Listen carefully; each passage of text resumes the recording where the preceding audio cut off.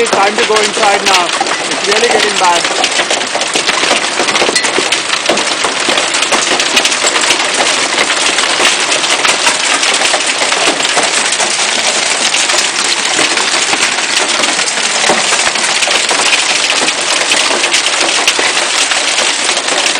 We are on the outer side of the eye of the tornado, but still it is so bad.